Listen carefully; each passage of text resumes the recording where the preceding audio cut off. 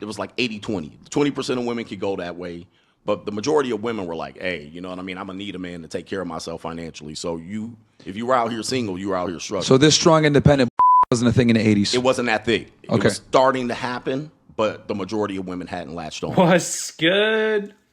It's your boy Dutch doing a quick reaction video to a podcast featuring Coach Greg Adams on the Fresh and Fit show.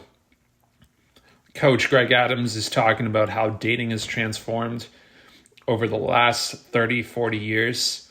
And he breaks it down all throughout the decades. Talks about dating in the 80s, the 90s, 2000s, 2010s, even dating in the 2020s. So that's spanning 5 decades now. Gotcha. The 90s, you start seeing it a lot more, right? Queen Now, Latifah. in the 90s, you're old enough to date now, right? At this point? In the 90s, okay. I'm dating. So I want to, yeah. 93, I'm 18. Okay, perfect. Okay, 93, I'm 18. I'm in college. What was that like? So it still was women were in love. There was a time where the woman was sprung on you. You know what I mean? Like you were with her. She was your girl. You still had BS. You know, you still had cock blocking ass, dirty macking ass. You know, you still had the BS. Yeah. But it was still women were looking to get married. They wanted to have a family. R&B times? What's that? R&B times? R&B times, yeah. You talking about Jodeci and, you know, women would sit around. You could call the little TV show, the radio show, I dedicate my song to my girl. I actually remember this as a child driving around my parents. We'd be listening to the radio, and at times, usually at night, you would have callers requesting songs to be played on the station. And while they're giving their requests, they would dedicate the song to a loved one, a significant other. Now you really don't hear that anymore. There was still that sense of relationships one-on-one were possible. Now, most guys here, they wanted to be like, everybody got a girl. Not really, not everybody got a girl. You still had to introduce yourself, cold approach, run game. You could do that. But I think the advantage... Would it be fair to say it was a requirement back then? Yes. Yeah, there's no other option. There was no digital. Yeah. You got to walk up and get the phone number. You had to have the pen and paper or remember the phone number. And then you had to go back and decipher the phone number if she wrote it. Okay, is that an 8? Is that a 9? And you dial 158 times to make sure you get that number. And then you call her, and then you still had the games like, okay, I'm going to wait 2 days to call her back. Or you hit the answer machine. I'll put a pin in that one because I got to ask you about that one later on. Yeah. Okay. So you still had to have game, mouthpiece. But I think the advantage was to the men. And so when you look at where women are, they don't want to go back to that. Because you could have a rotation. Most women by 24, they was packing it in. Okay. They packing it in. They like, okay, I had my fun, but now it's trying to pack it in. 24, 25. So it was odd to run into single women at 25 years old. If they were, they was going to be single for a long time. That's a they problem. still had single mothers. Okay. It wasn't every woman, but...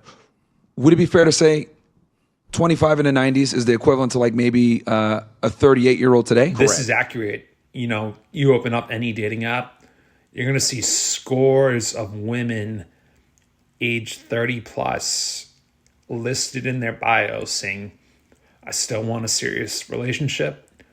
I want to get married. I want children.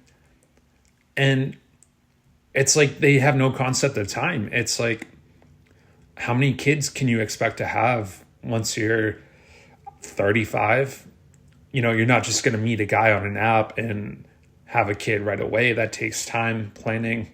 Okay, correct. Perfect. So now that's how society looked at her. Yes. Like you're a spinster now, basically, at 25. At 24, 25. Like if you're not trying to get serious and get a relationship, you're going to miss the window. Gotcha. What about men's income? Was that a big factor back then as well? In terms of? Like, for example, average income, 50K. Oh, yeah. Nobody was making 100K out there. I mean, 100K is equivalent to 300,000, 400,000 today. Yeah. Got it. Yeah, in the 90s, so if yeah. you were making 100K in the 80s or 90s, you that's doctor money. That's doctor money. You doctor lawyer. Yeah. You're 6 figures in the 90s is doctor money. Yeah, not many dudes were doing that. And if you were, you had a wife. You know.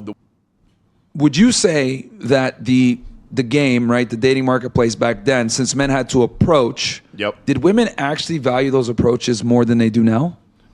I think they appreciated them more because if you weren't approaching, the woman gets nothing. If she didn't accept an approach, she was cooked.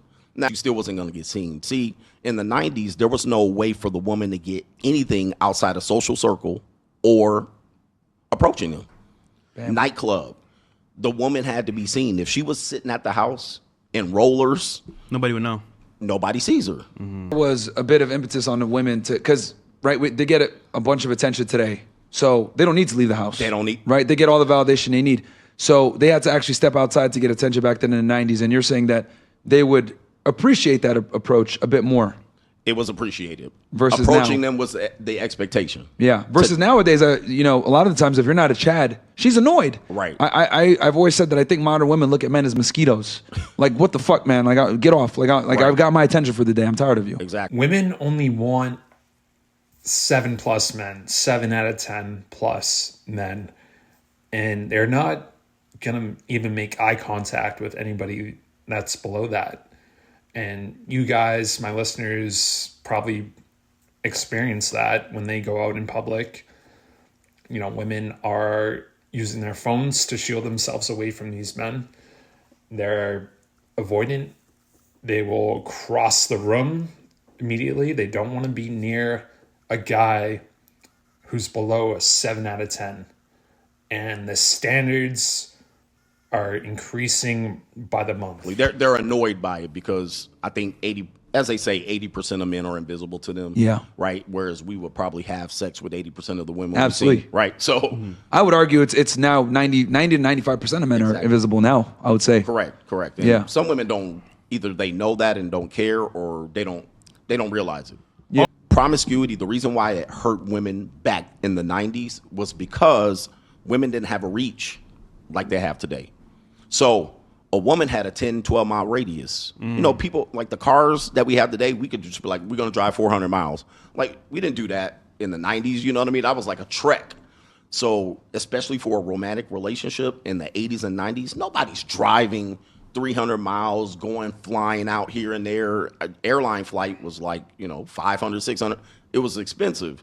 So dudes weren't flying girls in. You weren't going to just fly out on a whim to go meet somebody. So your radius is right here. Your high school and the 5 rival high schools, your college campus, maybe the rival college if it's close. And that was your circle. Friendships matter. People would set people up. Hey, my friend Tony want to talk to you. That's how people got together. So that if she was a 304 with that group of people, she cooked. Cooked. So then if I date her, the odds that somebody dated her in that radius is high. Where today, the woman could go, boom, she all over here and come back to you and you don't know nothing. Still aren't getting attention unless they go outside. Right. Where they still they still valued the cold approach. Yeah, you weren't going to meet nobody. It's like, let's see how many numbers we're going to get. So It was the expectation you was going to approach, but now they can, since no scrubs, they can shoot you down. Yeah. Okay. Right. Yeah. So now you're getting hardcore rejection. Like you getting hardcore rejection. I was going to ask you, that's the dovetail right into my question. Yeah. What are the major differences in dating between the 90s and the 2000s? You say it just got harder? It got harder because I could stop a girl 80s and 90s. Hey, how you doing? Let me talk to you real quick. She either be, she hit you with that or keep walking and you might have to catch up. And hey, let me talk to you, sweetheart. And she might be like, okay, go ahead and put your work in. What you're gonna do? Put your work in. Let me see if you a fool. They'll give you the chance at least, or they'll be like, that type of stuff. It wasn't this cash at me shit. You know what I mean? It wasn't that or this straight where they just look through you and around you. Yep. They're all the way to 32 and 38. Gotcha. This is definitely a 20s thing. Okay. Still a 20s thing. Yeah. All right. So it was unheard of like now where it's like you don't got a kid and you're 30. Like, what the fuck something's wrong with you. Dude, I'm telling you, man, like, I don't think people realize how big of a deal that is. Like, that's why I'm harping on it. Yeah. Now, I want the audience, because some of the guys that are watching are older, so they know this. Yeah. But I want the younger guys to know, like, bro, like these older women that are single still, they're failures. Yeah. I agree with Myron right here. I would say the stakes for women have remained the same in order for them to find a partner. I understand that prettier women have an easier time, but for men, things have drastically changed. For you to be established, have your own place, to meet their look standard is ever increasing, and it's becoming more challenging in today's environment. They're failures. They got women 32 and 44 still talking about marriage and children. Like, bro, like in the 80s and 90s, this was non-existent. Now, that didn't mean women weren't having children at that age. They could have had their 5th kid in their 40s, right? Yeah. Or they could have married their 3rd husband. Yep. So it was something still there. But women are going, I'm going to trick off my 20s, and then maybe mid-30s, I'm going to think about having a family and husband. This is new, and not only new from the 80s, this is new in the history of human beings. Let's go into the 2010s. I predict that there's going to be a lot of changes here. This is what destroyed everything. So the 2010s, obviously, Tinder, Bumble comes out 2012. Well, Instagram comes out 2012. Tinder, Bumble, the iPhone 3 comes out. This is the biggest selling iPhone. iPhone 1 and 2 didn't do anything. I bought the first generation iPhone when it came out back in 2007. It was very revolutionary for the time. A lot of critics said it was going to flop due to the phone being just a touchscreen and having no physical buttons. Obviously, that didn't pan out to be true. But these first model phones didn't have the processors, the internet capabilities that modern phones within the last 10 years have now. I think Instagram had a part in that because people were still using Android. The first iPhone was 2008, 2009. I think the iPhone 4, that was the big one. That came out 2010. I think it was 3S, then the 4. So this is 2010, going into 2011, 12. So this is when most people are getting an iPhone now. They're turning in their Android. They're turning in their Palm Pilot and their BlackBerry. They're like, it's iPhone, right? So now we have BlackBerries are starting to die. So now we have apps. And the apps work better on the iPhone than they do. So everybody's like, let me see this, right? So Instagram's out 2010, 2012. Tinder. This is hookup culture. So hookup culture for people, many people were born in hookup culture. Hookup culture is brand new, 2012. You can swipe, swipe, swipe. You're not a loser too much anymore for joining Tinder, although people, if you met a girl and then you met her family down the line, you would never say, hey, I met my girl on Tinder. You probably would I met her at a coffee shop. Coach is right. To meet someone online before the advent of the smartphones and dating apps, you were seen as a loser. You were down so bad where your only option was to find somebody online. And back then, there was a whole stranger danger element to it. Now that's the opposite. If you're a guy cold approaching random women, you're seen as someone that's down bad and someone that's desperate. I'm telling you, it was them doing this whole thing where they can get their rocks off and, get the sex that they want. Get choked, hair pulled, all the dirty shit. It still was passe. But now women can reach. The woman that is considered 4, 5, 6, and 7, she can reach six-pack ab, muscle. She can reach a guy, and she would hook up with him. She wouldn't want a relationship with him. She's trying to get her rocks off underneath.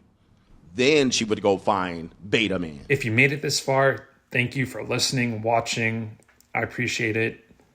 This interview goes on for an hour and a half, so I obviously couldn't do commentary on the whole thing. I'll post the link below so you can watch the entire interview. It's really good, I think. If you care about these subjects, it's worth your time to watch.